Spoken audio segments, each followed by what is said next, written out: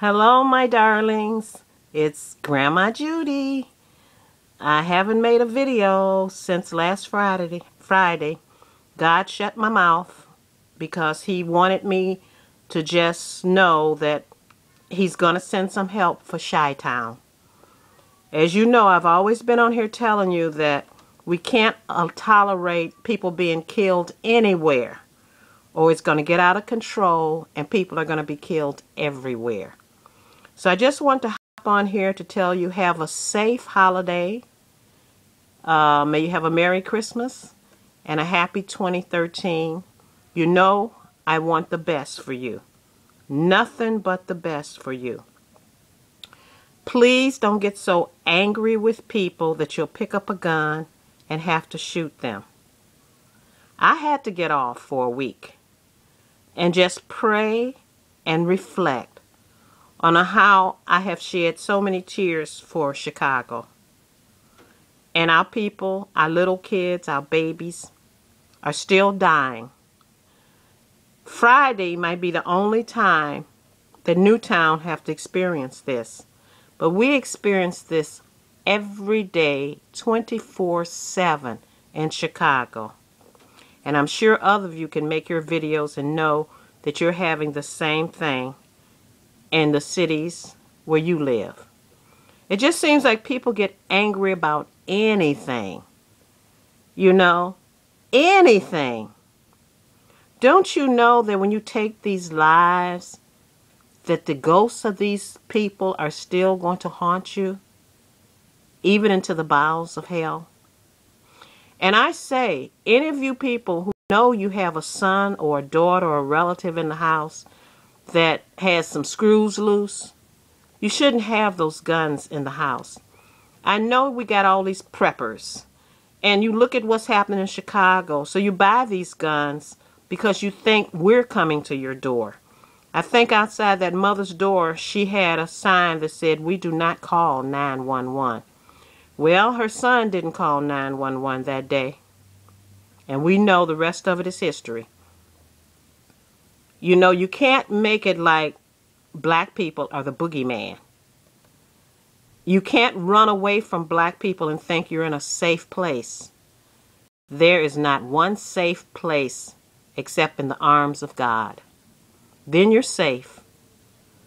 And when you sit back and you don't care what happens to other people, you can't shed a tear for when other people are killed, then you're going to shed a tear when you least expect it. And this isn't going to be the end of this, people. They're going to talk all that gun control. They always do that when something big happens. You know, whether you kill 27 people at one time, 13 at another time, or 500, that's what Chicago's burying. Dead is dead. Someone wrote me and told me, well, what's happening in Chicago is different from what happened there in Newtown. What's different? Next Friday, are those kids going to come back and be in school?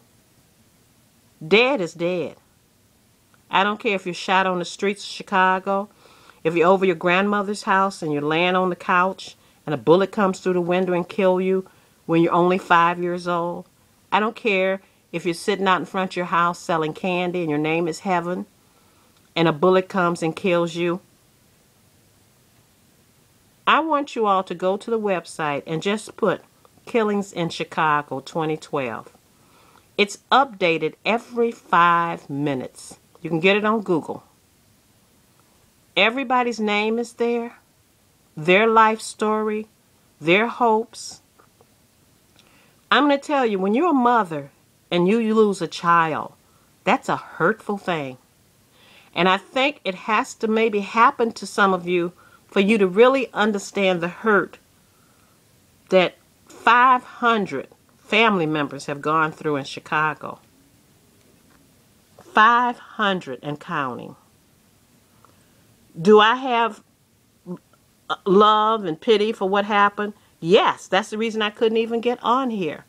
Because I was saying to myself, I've been warning these people and warning these people. And I don't think giving teachers guns, if teachers want to carry guns themselves, that's their business. But that's just you trying to get out on the cheap. You don't want to put armed military people in the school. And when I say armed military, I don't mean crazies. I don't mean somebody's in the military who will shoot up the kids too. And as far as in school, remember we had a shooting where the kids were in the playground? So crazy people like this, they're just going to try to outdo each other. We have to be proactive. We have to just assume it's a crazy one outside every school.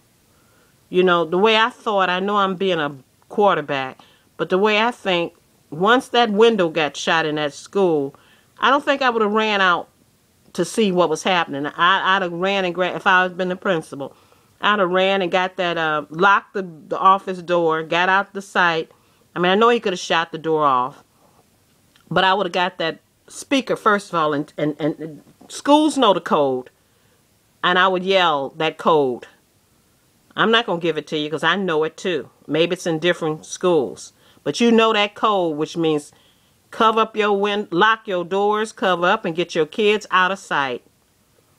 I don't know. I'm not trying to be a quarterback because I don't know. You know, she might have just heard the glass and ran out there. And this coward was so heavily armed. He had a bulletproof vest.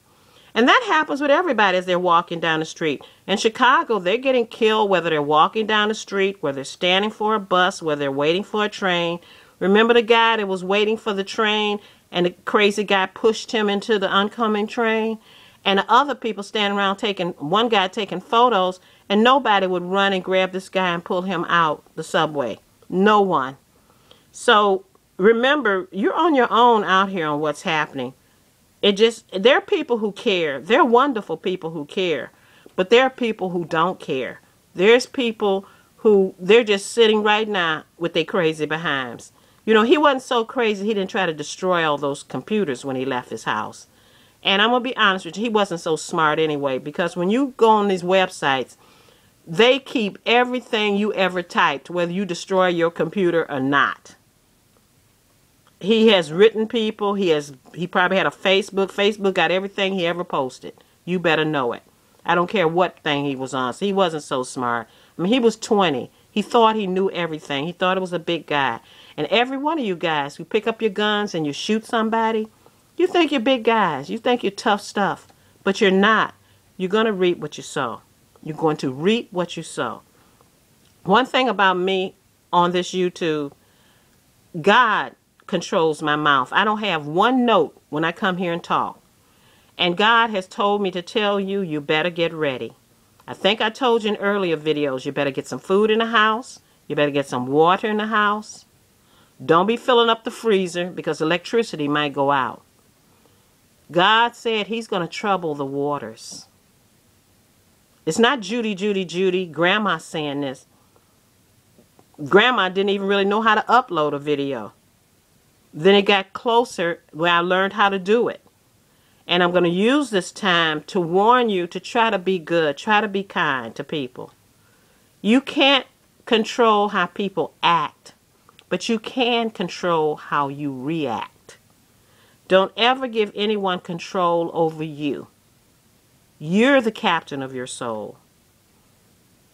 I remember one of my friends on here was talking about how her family was trying to make her feel bad because she wouldn't give them any money. Well, they better be glad they're not relatives of mine. Because if they were relatives of mine, I would tell them right on the phone, you better get out from in front of my house. I'm going to call the police. And if you're that hungry, you can go eat the grass in the park. And I'm not being cold because I'm somebody who is very generous. I'm generous as long as you don't try to threaten me. You try to threaten me, you see what you get from me. It's going to have to be my decision whether I want to give you something. If I don't want to give you something, you're not going to get it. And then we teach people how to treat us. You know, we teach people how to treat us. Some of us is a soft touch. We can come up with all kind of sob stories and get whatever we want from somebody, then go back and laugh about it. But don't worry, you're going to reap what you sow. It might come back on some deadly illness coming on you or anything. So I don't like to stay here past 10 minutes, but I just want to tell you, don't let no one control you. You control you. You put what you want to put on the internet, and that's it. All the negative people that want to say something negative, forget them. Delete them. Okay, so I want to tell you have a nice holiday, and I love all of you, and God bless all of you. Bye-bye.